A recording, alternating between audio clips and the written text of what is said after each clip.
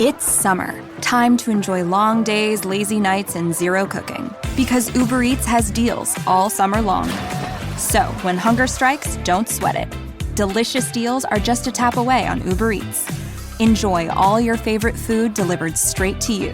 Get Burger King, Subway, Popeyes, and hundreds more local favorites and savor every last bite. Now that sounds like a good summer. Order now on Uber Eats. Terms apply. Product availability varies by region. See app for details. Hey, it's Paris. You know I love sparkly things, right? Like stars. Duh. And thanks to Hilton and AutoCamp, I just slept under them. Picture me, serving looks by the fire outside my luxurious Airstream, making s'mores with the kids, while a national park is our backdrop. The great outdoors meets Hilton hospitality. That's hot. Explore all the new ways to stay at Hilton.com. Hilton for the stay. agenciadepodcast.com.br.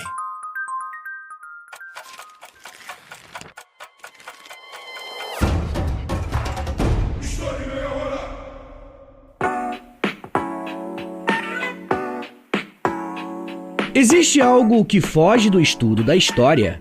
Até que ponto podemos analisar as ações humanas? Essas são apenas algumas perguntas que podemos nos fazer quando estudamos com mais atenção a história do sono. Pois é, você não ouviu errado. Hoje eu quero fazer um panorama da história da humanidade, tendo como fio condutor o hábito de dormir. Como sempre, quero lembrá-los que eu uso fontes e autores confiáveis que você pode e deve consultar na descrição do episódio. Eu acho que dá pra gente começar esse papo se perguntando se dormir 8 horas por noite sempre foi uma recomendação médica. Dormir uma longa noite ininterrupta seria mesmo algo natural do ser humano? Ou estamos diante de mais uma construção histórica e cultural que, assim como tantas outras, pode ser questionada? A história do sono é, ao mesmo tempo, uma história sobre o corpo, o tempo e a sociedade. Durante muito tempo, o sono foi considerado um tema secundário, pouco explorado pelas ciências humanas. Era tratado como apenas uma função biológica, uma coisa automática, fora da cultura. Porém, pesquisas recentes nas áreas da antropologia, da história cultural e da sociologia têm mostrado que o modo como as pessoas dormem variou bastante ao longo da história, e também entre diferentes povos. O sono, assim como a alimentação ou o vestuário, não escapa da ação das normas sociais, das condições materiais e das cosmovisões que moldam o cotidiano de cada época. A provocação que nos conduz nesse episódio é uma provocação bem simples. Será que dormir 8 horas ininterruptas, como é recomendado hoje em dia, sempre foi o correto, o normal? Em 2001, o historiador Roger Eckert publicou um estudo pioneiro onde analisou mais de 500 documentos, entre cartas, diários e registros legais da Europa pré-industrial. A partir dessas fontes, Eckert identificou um padrão de sono bem diferente do atual, o chamado sono bipartido. Em vez de uma longa noite de descanso, as pessoas costumavam dormir em 2 períodos, com um intervalo de vigília no meio da noite, que podia durar entre 1 a 2 horas. Nesse tempo, costumavam ler a Bíblia, conversar e fazer tarefas domésticas. Também era um momento comum para relações sexuais. Esse padrão, segundo Eckert, era amplamente aceito até pelo menos do século XVIII, sendo considerado uma prática normal. Esse dado isolado já seria o suficiente para questionarmos a ideia de que o nosso sono atual é a forma natural ou universal de descanso humano. Por isso, eu vou passar por diferentes períodos históricos e diferentes culturas para investigar essa condição humana. Na pré-história, por exemplo, já temos um terreno complicado. E eu digo isso porque falar sobre o sono na pré-história é entrar no terreno das hipóteses. Afinal, sociedades pré-históricas não nos deixaram textos, diários ou descrições sobre os seus hábitos de descanso. O que sabemos sobre esse período vem da arqueologia, da paleoantropologia e, em especial, da comparação com sociedades contemporâneas que ainda vivem como caçadores-coletores, uma metodologia conhecida como etnografia comparada. A pergunta central aqui é a seguinte: como que os nossos ancestrais dormiam? A resposta mais provável é que o sono na pré-história era profundamente fragmentado, coletivo e moldado pela necessidade de vigília constante. Em ambientes de grande instabilidade, dormir não podia ser um ato completamente desligado do mundo. Pelo contrário, dormir precisava ser algo adaptável e seguro. Isso explica por que muitos estudiosos defendem que o sono pré-histórico ocorria em curtos ciclos alternados, ao longo do dia e da noite, de acordo com as condições do ambiente. Um dos estudos mais citados sobre esse tema foi conduzido pelo antropólogo Jerome Siegel, da Universidade da Califórnia, que investigou os padrões de sono de 3 sociedades caçadoras-coletoras atuais, os Hadza, da Tanzânia, os San, do Kalahari e os Tsimané, da Bolívia. Essas populações vivem sem acesso à eletricidade ou à tecnologia moderna e apresentam padrões de sono interessantes. Eles dormem em média entre 6 e 7 horas por noite, mas em um ciclo fragmentado, acordando várias vezes ao longo da noite e alternando cochilos ao longo do dia. Além disso, não há um horário fixo para dormir, e as pessoas raramente adormecem todas ao mesmo tempo. Sempre tem alguém acordado, o que garante segurança ao grupo. Segundo Siegel, isso pode refletir práticas muito antigas, herdadas de tempos pré-históricos.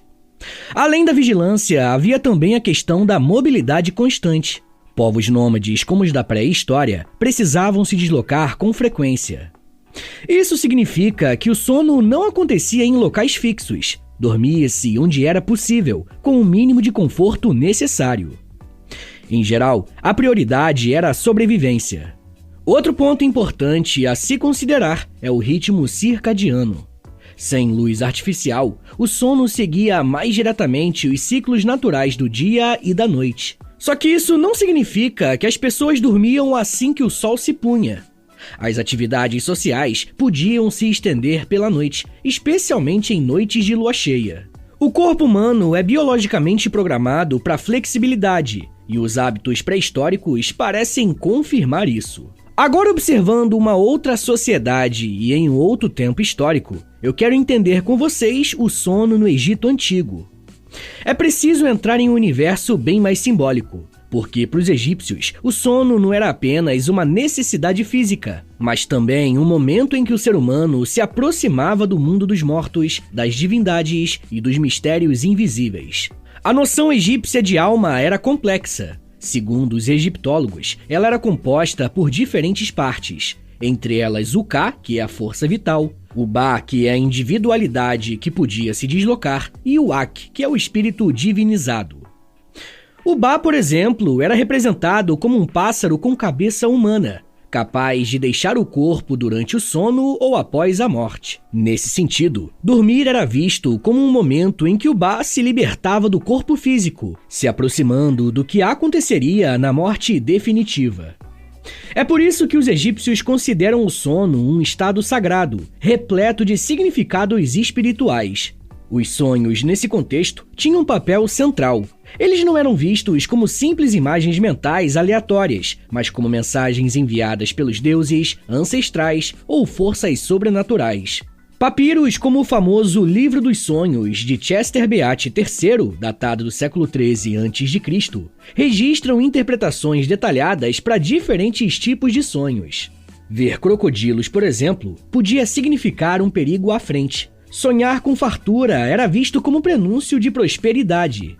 Os sacerdotes especializados nesses significados atuavam como intérpretes dos sonhos, e em muitos casos, os governantes egípcios tomavam decisões políticas ou religiosas com base em revelações oníricas. Quem gosta das histórias bíblicas deve se lembrar de José, que interpretou sonhos de um político egípcio. Da mesma forma que os sonhos estão presentes no sono, os pesadelos também estão. Por isso, eu quero conversar com os apoiadores do podcast sobre a história dos pesadelos. Esse é o episódio exclusivo dessa semana. Se você quiser ouvir esse e os outros mais de 200 episódios exclusivos que já tem por lá, basta assinar o apoia.se/História em Meia Hora, que você vai poder ouvir os episódios exclusivos aqui mesmo no Spotify, beleza? É um perfil que se chama Apoio História em Meia Hora. Além de você receber um monte de conteúdo exclusivo, você também ajuda o meu trabalho a continuar de pé. Bom, no Egito, além da dimensão espiritual, o sono também se relacionava com o cotidiano material da vida egípcia. As casas eram construídas com espaços próprios para descanso, geralmente com camas feitas de madeira ou vime. e estruturas elevadas para proteger do frio e dos animais. Nas tumbas de figuras importantes, como a de Tutankhamon, foram encontrados leitos funerários, indicando que o ato de dormir era considerado digno de grande cuidado e até de representação simbólica na morte. Dormir bem era um sinal de status e, ao mesmo tempo, uma preparação simbólica para o além-vida.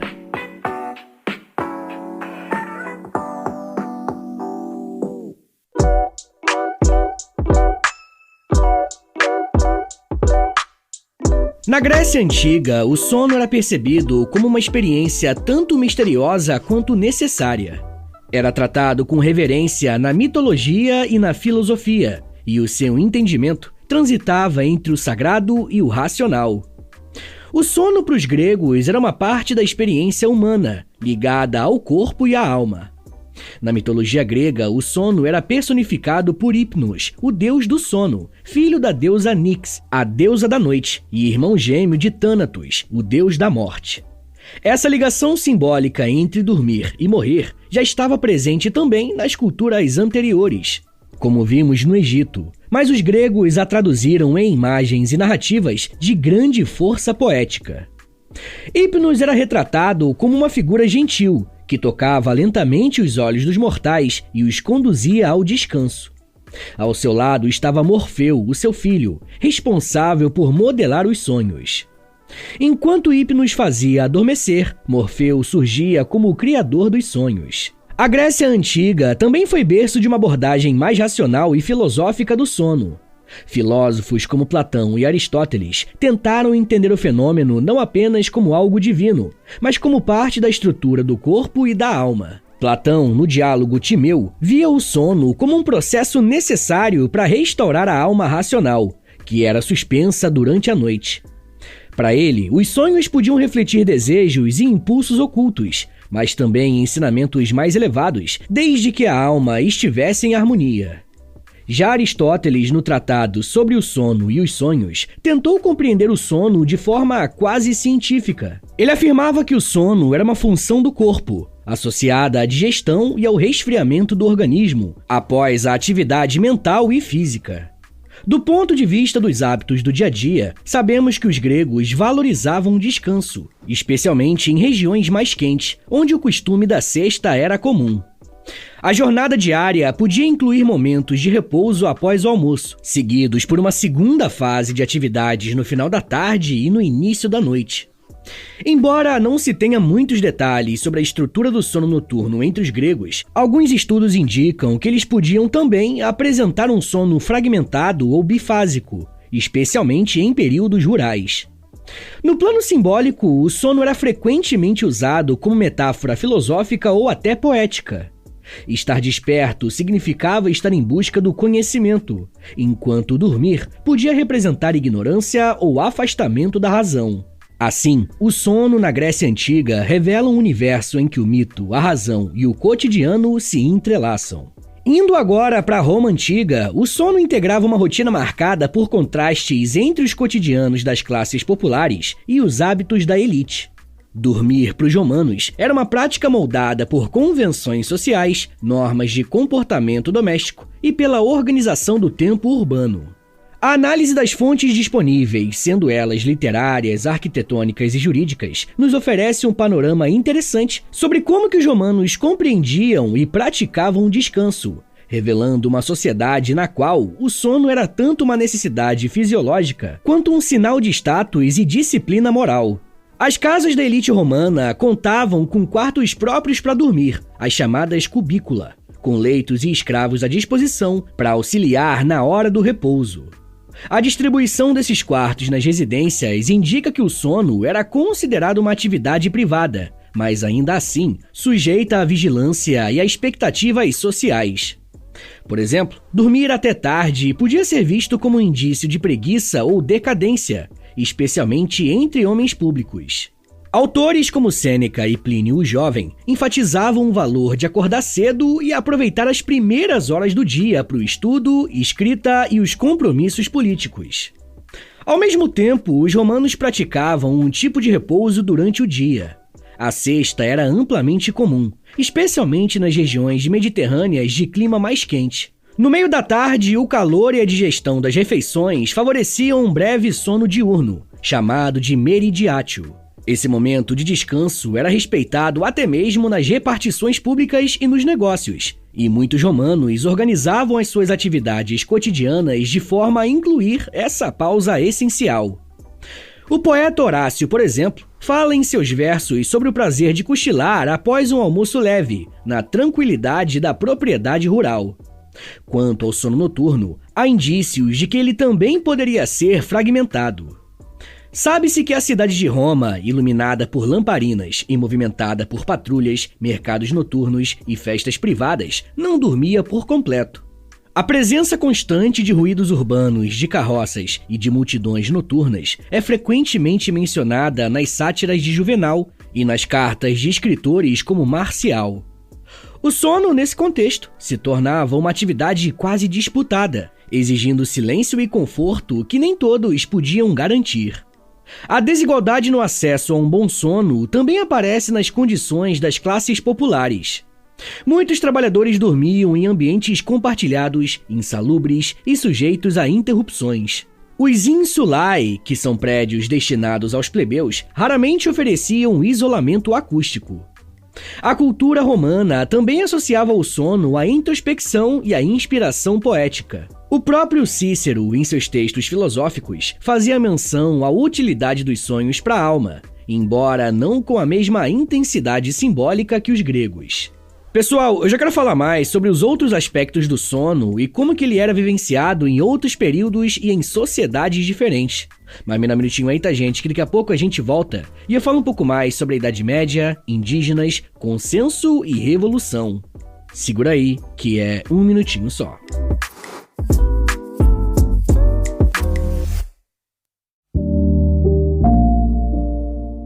Dormir bem transforma o seu dia e a sua vida. E é por isso que a Ema Colchões me convidou para te dar esse recado. Eu sempre tive problema com sono. A minha cabeça, eu acho que dá para perceber, a minha cabeça é muito acelerada e eu tô sempre pensando em 1000 coisas ao mesmo tempo. E conforme a idade foi chegando, a insônia foi só piorando, até que eu decidi fazer alguma coisa. Desde quando eu comecei a cuidar do meu sono, eu me senti uma pessoa muito mais gentil, mais calma e principalmente mais feliz. Eu delimitei um horário pra deitar na cama, eu fiz a tal da higiene do sono, eu tô tomando um chazinho de camomila antes de dormir e eu tô usando um colchão Ema. É um colchão que me trouxe muito conforto e tá me ajudando a ter aquele sono mais profundo, sabe?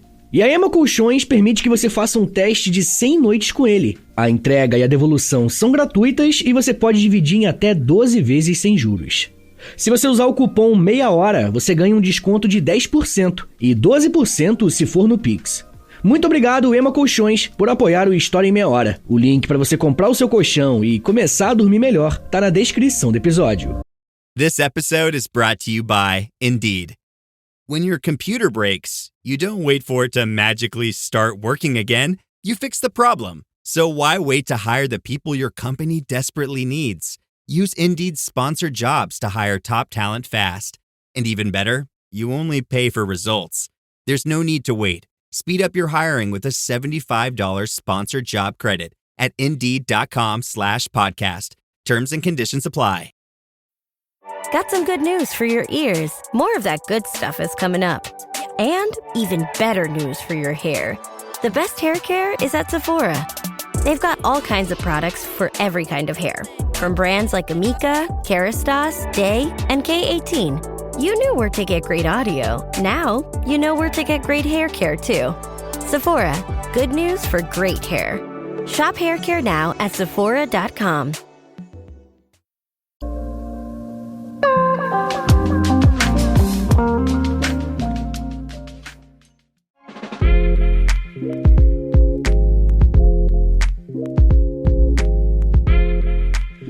Durante a Idade Média, o sono era muito integrado ao ritmo da vida de trabalho e à espiritualidade cristã. Existem evidências fortes de que o padrão dominante nas sociedades medievais europeias era o chamado sono bipartido, uma forma de descanso dividida em 2 blocos separados por um período de vigília, com duração de 1 a 2 horas, no meio da noite. Como eu comentei no começo do episódio, estudos de historiadores como Roger Eckert demonstram que pessoas medievais costumavam se deitar logo após o pôr do sol, dormindo uma espécie de primeiro sono por algumas horas. Após esse período, despertavam naturalmente em plena madrugada, momento em que aproveitavam para realizar uma variedade de atividades. Essa vigília noturna, longe de ser encarada como insônia ou até como interrupção indesejada, era compreendida como parte normal da noite. Durante esse intervalo, as pessoas podiam rezar, ler salmos, conversar com familiares, fumar, cuidar de animais domésticos ou até mesmo ter relações sexuais. Há registros, inclusive, de que esse período era visto como um momento propício para a concepção, pois os corpos estariam mais descansados e tranquilos. Após essa vigília, retornava-se ao leito para o segundo sono, que durava até o amanhecer. Esse padrão é descrito não apenas em textos religiosos e filosóficos, mas também em cartas, diários e crônicas da época. Além da estrutura do sono, o período medieval também via a noite como um espaço que poderia seguir dois caminhos, tanto de recolhimento quanto de perigo espiritual e social. O cristianismo medieval reforçava a ideia de que a noite era propícia para tentações demoníacas e pecados carnais, exigindo vigilância espiritual. Não é à toa que a prática de orações noturnas, especialmente entre os monges e mosteiros, ganhava grande importância. A chamada vigília monástica, com orações marcadas por sinos, reforçava uma disciplina temporal que era tanto espiritual quanto fisiológica. Por outro lado, nas zonas urbanas em crescimento, a noite também era palco de atividades ilícitas e de festividades populares. Havia mercados noturnos, encontros secretos, bebedeiras e muitos jogos de azar. A iluminação precária das cidades criava zonas de sombra que incentivavam comportamentos que eram considerados marginais. Outro aspecto marcante do sono na Idade Média era a sua coletividade. As pessoas, principalmente nas camadas populares, raramente dormiam sozinhas. Dormia-se em camas compartilhadas, muitas vezes com familiares, visitantes ou até estranhos em hospedarias. A privacidade era limitada e o sono era vivenciado como uma experiência comum, integrada ao convívio social. Mas e os indígenas brasileiros? Qual que era a sua relação com o sono? Mesmo que seja difícil estabelecer uma narrativa única, dada a diversidade cultural e linguística dos mais de 300 povos originários, alguns padrões permitem refletir sobre como o ato de dormir se estrutura de modo bem diferente daquele visto nas sociedades ocidentais industrializadas. Em primeiro lugar, o sono indígena tradicional segue os ritmos naturais do ambiente. Em muitas etnias, o escurecer do céu indica um momento de recolhimento, mas esse recolhimento não precisa necessariamente significar o fim das atividades. Em aldeias dos povos Ticuna, Yanomami ou Guarani, por exemplo, o início da noite é frequentemente marcado por rituais, conversas coletivas, danças, cantos e narrativas orais, especialmente contos e histórias passadas de geração em geração. O sono, propriamente dito, costuma ocorrer em ambientes compartilhados. O conceito de quarto individual ou de privacidade do sono é algo estranho à lógica comunitária da maioria dos povos originários. É muito comum dormir com outros membros da família ou da comunidade, geralmente em redes ou em esteiras próximas ao chão, e muitas vezes também ao redor do fogo. E a presença do fogo não é por acaso, ele cria um ambiente de segurança e de pertencimento coletivo. Dormir perto do fogo reforça laços sociais e permite que, mesmo adormecidos, as pessoas estejam inseridas na dinâmica comunitária. Além disso, o sono é flexível e adaptável. Em muitas culturas indígenas, não há uma imposição rígida de horários. As crianças dormem e acordam conforme sentem necessidade. E, frequentemente, os adultos tiram cochilos curtos ao longo do dia, compensando eventuais noites mal dormidas. O corpo é ouvido com atenção e o cansaço não é combatido com cafeína ou até reprimido por normas laborais, mas acolhido como parte do ciclo vital. Isso cria um padrão de sono mais fragmentado, mas também mais orgânico, em harmonia com os ciclos naturais. De volta à Europa, a Revolução Industrial, iniciada na Inglaterra a partir da segunda metade do século XVIII, representou um marco não apenas econômico e tecnológico, mas também na maneira de como os seres humanos dormiam.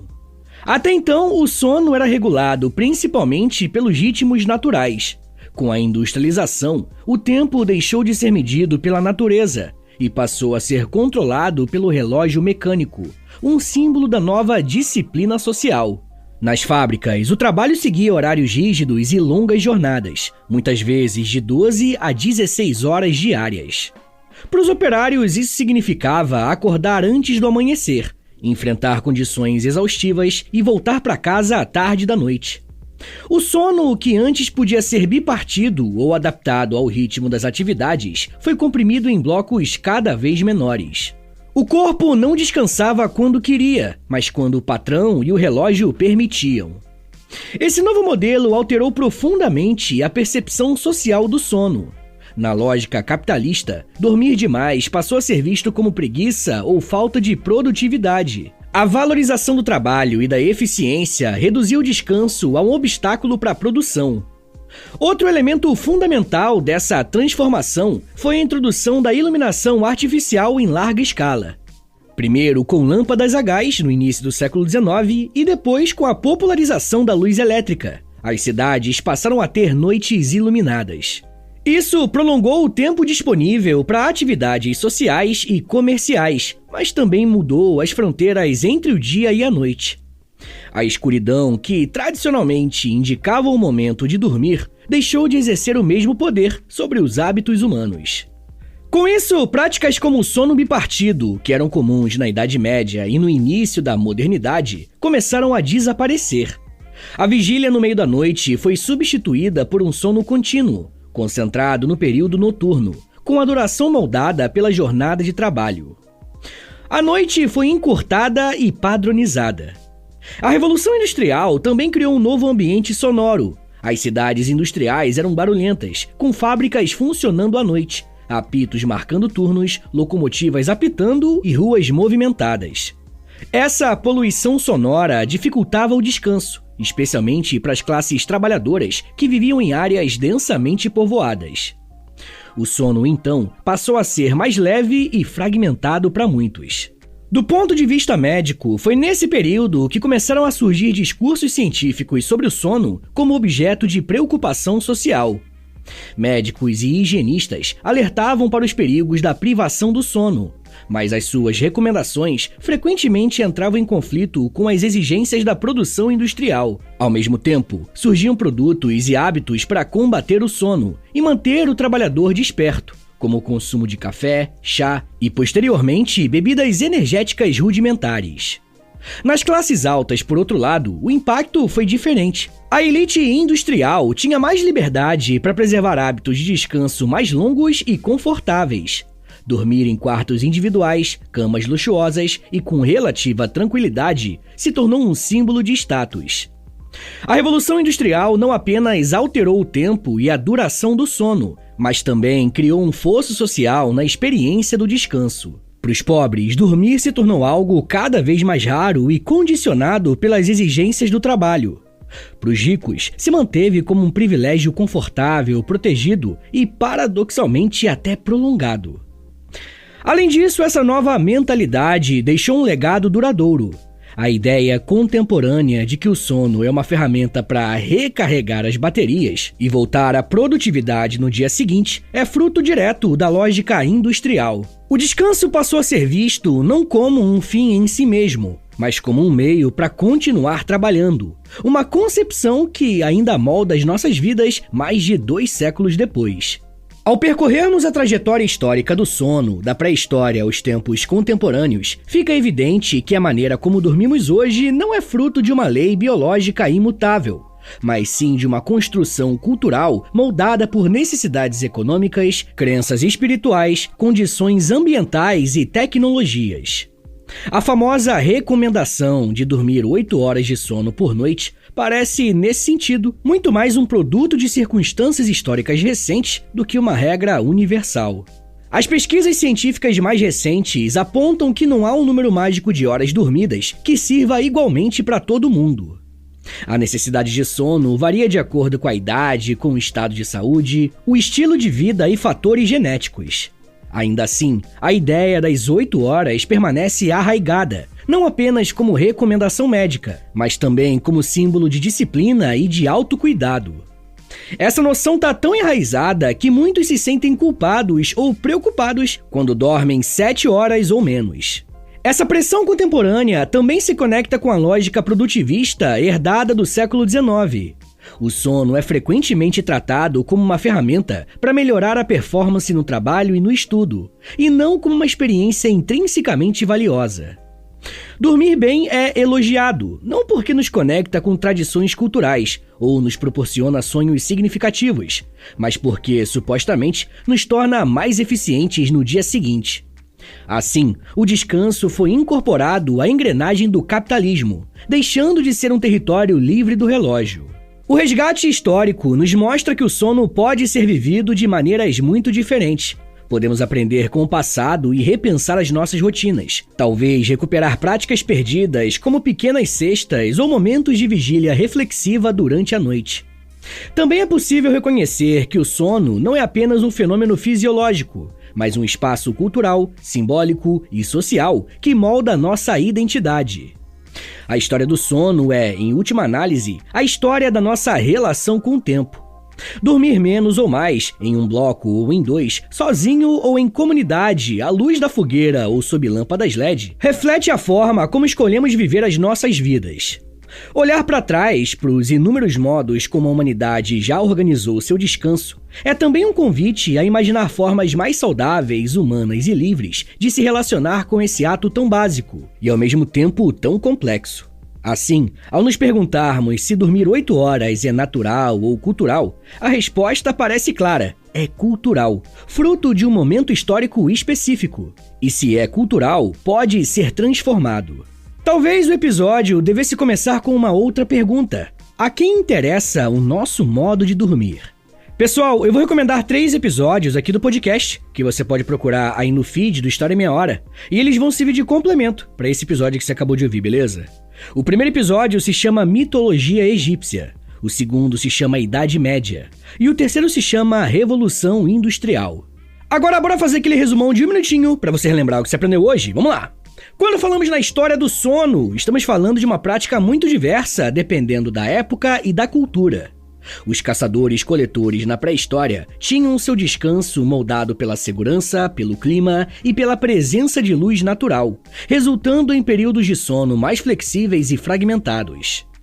No Egito e na Grécia Antiga, o sono possuía também um forte valor simbólico, ligado ao mundo dos deuses e dos mortos, mas também era um momento prático de recuperação física. Os romanos, com suas cestas e banhos, enxergavam o descanso como parte do equilíbrio da vida civilizada.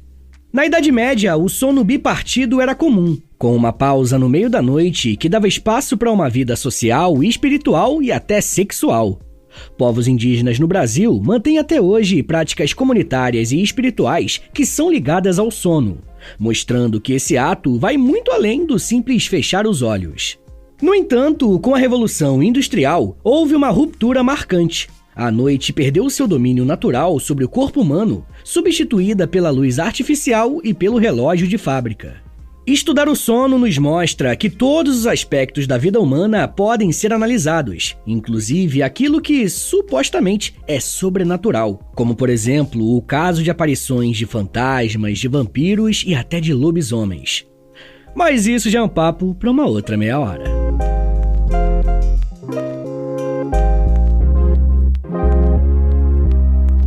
Senhores, muito obrigado por terem ouvido até aqui. Meu nome é Vitor Soares, eu sou professor de História e você acabou de ouvir o História em Meia Hora. Se você quiser ajudar o meu trabalho a continuar rolando e receber conteúdos exclusivos como recompensa, considere assinar a nossa campanha de financiamento coletivo, nosso Apoia-se. É apoia.se/História em Meia Hora, o link tá na descrição também. Com R$10 por mês você recebe episódios exclusivos, já tem quase 200 episódios lá no aplicativo do Apoia-se e toda semana você recebe mais um. Com R$20, além das recompensas recompensas anteriores, você também recebe acesso ao nosso Clube do Livro. E com R$30, além das recompensas que eu já falei, você recebe acesso ao meu Close Friends no Instagram, onde eu publico curiosidades históricas todos os dias. Se você tiver alguma dúvida em relação ao apoio, é só falar comigo através do meu e-mail, que também é o meu Pix. Então, se quiser dar uma força, anota aí. É historiaemmeiahora@gmail.com. Eu comecei um canal no YouTube recentemente, o nome é História com Prof. Vitor Soares. Eu tô postando vídeos de história lá, e toda sexta-feira tem um quadro que eu acho que você vai gostar, que é o História em 10 Minutos, que é basicamente História em meia hora, só que em vídeo e em 10 minutos, né?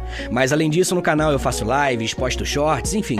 Eu comecei agora a fazer um monte de coisa no YouTube também. Além disso, eu tenho um podcast de humor chamado Reinaldo Jaqueline, onde eu, Nicolas Queiroz e Príncipe Vidani, a gente apresenta uma espécie de programa de auditório sobre cinema, série, jogo de videogame, enfim. É bem diferente do História em Meia Hora, mas dá uma chance que eu acho que você vai gostar. Eu tenho 2 livros lançados, o primeiro é o livro do História em Meia Hora mesmo, e o segundo é um livro-jogo de história do Brasil chamado O Porão. O link pros dois tá na descrição do episódio. Me siga nas redes sociais, no @Prof. Vitor Soares, pra acompanhar o meu trabalho, mas no dia a dia mesmo, tá bom? Então é isso, gente, muito obrigado, um beijo, até semana que vem! E valeu!